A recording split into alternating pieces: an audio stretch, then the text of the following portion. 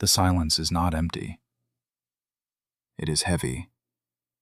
It presses against your chest like a physical weight, a suffocating blanket of unanswered questions and unreturned texts. You stare at the screen, the blue light reflecting in eyes that have forgotten how to sleep. You are waiting for a sign, a blink, a breath, anything to prove that you still exist in their world. But there is nothing. Just the hollow echo of your own heartbeat, pounding against the ribs of a reality that has suddenly, violently shifted. You feel erased. You feel as though the person who held you, who whispered promises into the dark, has vanished into thin air, leaving behind only the ghost of their touch and the crushing certainty that you were never enough. This pain is not just emotional, it is biological. It is a scream trapped in your nervous system. Your amygdala, that ancient primal sentinel in the brain, is firing alarms, flooding your body with cortisol, telling you that you are in danger, that you are abandoned, that you are unsafe. And so you reach out. You chase, you plead, you try to logic your way back into their heart, believing that if you just explain yourself clearly enough, if you just show them how much you love them, they will come back. But they don't. They pull away further. They retreat into a shell of cold indifference that feels like ice against your burning skin. And you are left wondering what you did wrong. You dissect every word, every glance, every moment, searching for the mistake that cost you everything. But here is the brutal truth, the one that cuts deeper than any rejection. You did not lose them because you were too much. You lost them because you tried to hold on to someone who was already drowning. You see, the avoidant partner does not leave because they do not care. This is the myth that keeps you trapped in the cycle of self-blame. The truth is far more complex and far more painful to accept. They leave because they care too much, and that caring feels like a threat to their very survival. To an avoidant attachment style, intimacy is not a sanctuary. It is a cage. Connection is not comfort. It is consumption. When you get close, when you demand emotional reciprocity, when you ask for reassurance, their nervous system perceives it as an invasion. Their brain, wired by years of early conditioning to equate dependence with danger, triggers a shutdown. It is not a conscious choice to hurt you. It is a reflex. A survival mechanism as automatic as pulling your hand away from a fire. Think of their inner world as a house, with all the windows boarded up. You are standing outside, knocking, begging to be let in. You think that if you knock louder, if you stay longer, if you prove your loyalty, they will open the door. But inside, they are not sitting comfortably, waiting for the right moment. They are panicking. Every knock sends a shockwave through their system. Every expression of need from you is interpreted as a demand that they cannot meet, a debt they cannot pay. So they do the only thing their psyche knows how to do. They turn off the lights. They lock the doors. They pretend no one is home. And in that darkness, they convince themselves that they are safe, that they are free, that they do not need anyone. This is the great deception of avoidance. It looks like independence. It looks like strength. But it is actually a profound, terrified fragility. They are not superior to you because they can walk away. They are crippled by their inability to stay. They are running from a shadow that lives inside them, a shadow that whispers that they are unworthy of love, that they will inevitably fail, that closeness equals destruction.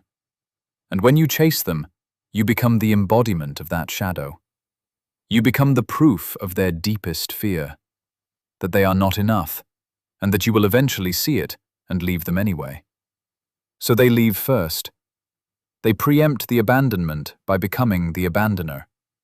It is a tragic, self-fulfilling prophecy played out in the theater of your relationship. But what happens after you stop chasing?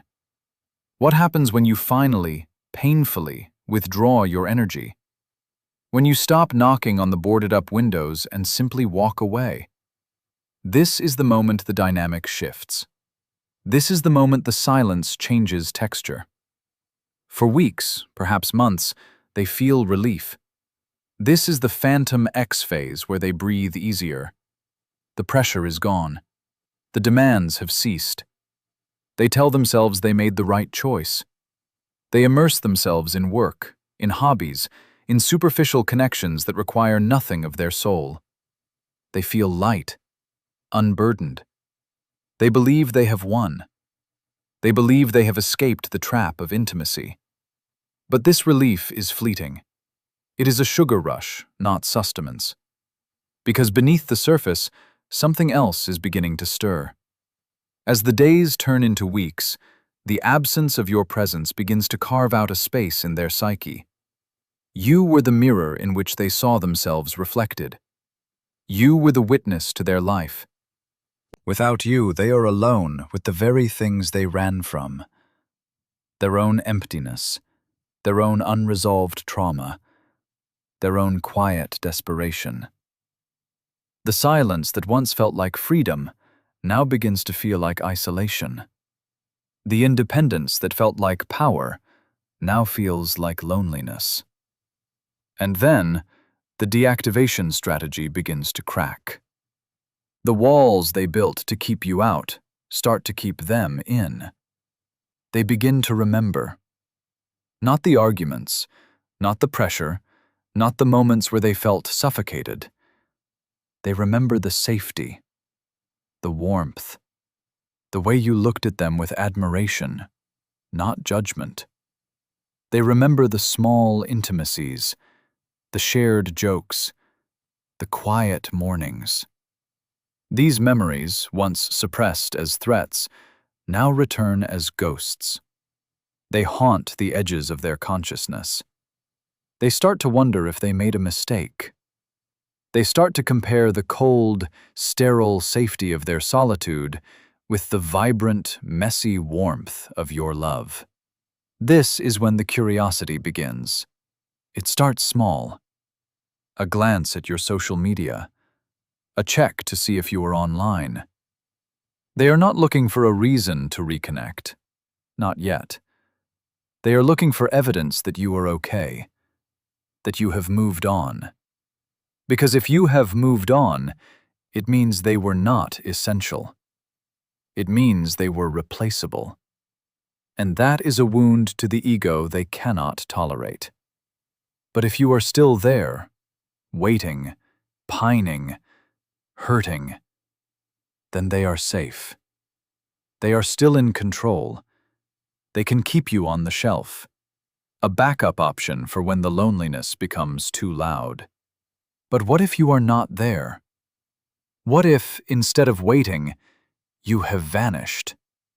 Not in a manipulative game of hide and seek, but in a genuine, profound act of self-reclamation. What if you have stopped checking their profile? What if you have stopped posting cryptic messages aimed at them? What if you have simply disappeared from their emotional radar? This is the concept of non-reactivity. It is not ignoring them. It is not punishing them. It is the radical act of removing your energy from the equation. It is the realization that your worth is not determined by their attention. When you stop reacting, you break the circuit. You stop feeding the dynamic. And in that vacuum, their curiosity turns into obsession. They begin to construct a narrative in their head. They imagine you with someone else. They imagine you happy, radiant, free. They imagine you forgetting them. And this thought is intolerable. The avoidant mind thrives on distance, but it fears irrelevance. To be ignored is to be non-existent. And so, they begin to chase. Not because they have suddenly become secure, not because they have done the deep inner work to heal their attachment wounds, but because the loss of your attention threatens their sense of control. They want to verify that you are still theirs. They want to re-establish the connection just enough to soothe their ego, just enough to prove that they still have power over you. You will feel this shift. You will feel the pull. The text message that comes out of nowhere, the casual "hey," the memory shared, the breadcrumb. It is designed to hook you. It is designed to trigger that dopamine rush in your brain, the same reward pathway that kept you addicted to the highs and lows of the relationship. Your heart will race. Your hands will shake. You will want to respond. You will want to believe that this is the turning point, that they have finally realized what they lost, that they are ready to love you properly. But you must pause. You must breathe. You must look at this moment with clear, unclouded eyes. This is not love. This is regulation. They are using you to regulate their own discomfort. They are reaching out because they feel the void, and you were the filler. If you respond with enthusiasm, if you pour your heart out, if you reveal that you have been waiting, the dynamic resets. The pressure returns, their fear returns, and they will pull away again, harder this time, leaving you more broken than before. This is the warning. This is the trap. The cycle of push and pull is not a dance. It is a dungeon. And the key is not in trying to understand them better. The key is in understanding yourself. Why do you accept crumbs? Why do you equate anxiety with passion? Why do you believe that love must be earned through suffering? The transformation begins when you realize that their silence was never about your value. It was about their capacity. And their capacity is limited. It is fixed unless they choose to do the hard, grueling work of therapy and self-confrontation. And that is not your job. You cannot love them into security. You cannot sacrifice yourself to fix their fracture wounds. You can only offer your love to someone who has the space to receive it. So, what do? You do nothing. You stand still. You let the silence stretch. You let the uncertainty burn. You let them sit in the discomfort of their own choices. You do not explain. You do not justify.